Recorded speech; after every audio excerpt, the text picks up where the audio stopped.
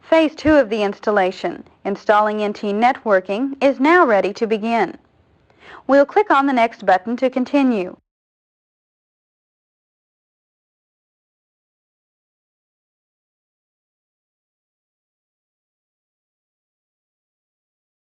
The NT Workstation setup screen will ask us how our computer should participate on the network. We'll select the Wired to the Network option and click on the Next button. NT Setup will now search for our network's adapter. We'll need to click on the Start Search button to begin the search. And after the adapter is found, we'll click on the Next button. The Network Protocol screen will appear. Here, we'll leave the default settings for TCP/IP and click on the Next button. And we'll click on the Next button again to install our network components.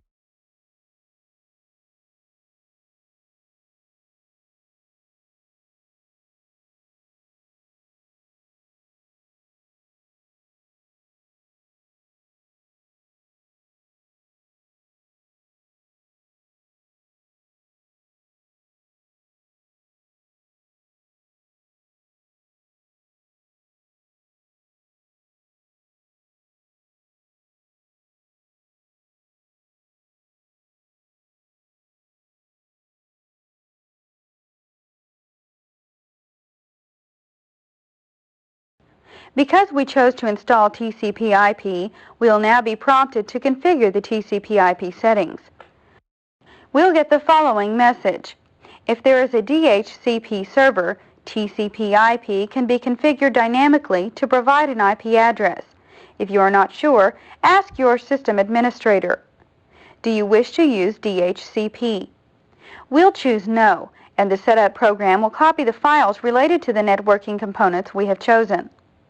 Now the IP address configuration screen will appear. We'll click on the Specify an IP address option. Then for the IP address, we'll enter 131.200.2.3. For the subnet mask, we'll enter 255.255.0.0, and we'll leave the default gateway option blank. Let's click on the OK button.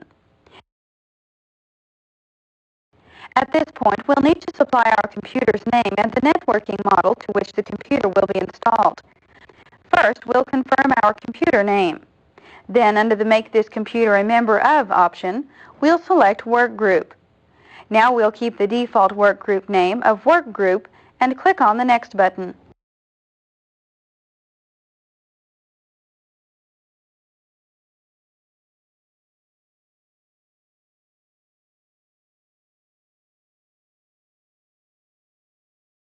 The final phase of the setup begins, and we'll see the Finishing the Setup screen.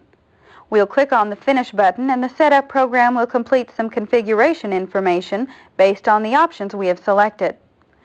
The next installation screen will prompt us for the date and time properties. Windows NT will pick up the date and time from our computer's CMOS information. Click on the Close button. Next, Windows NT will detect our video adapter. If the correct video driver appears, we'll choose the OK button.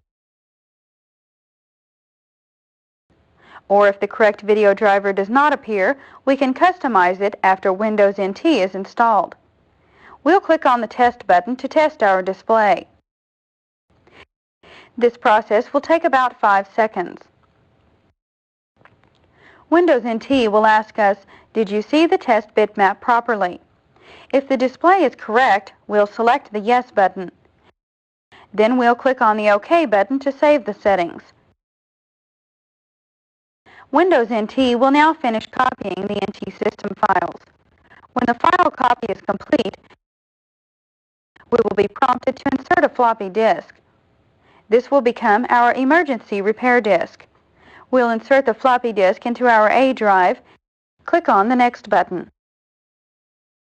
Finally, we'll remove the floppy disk, reboot the computer,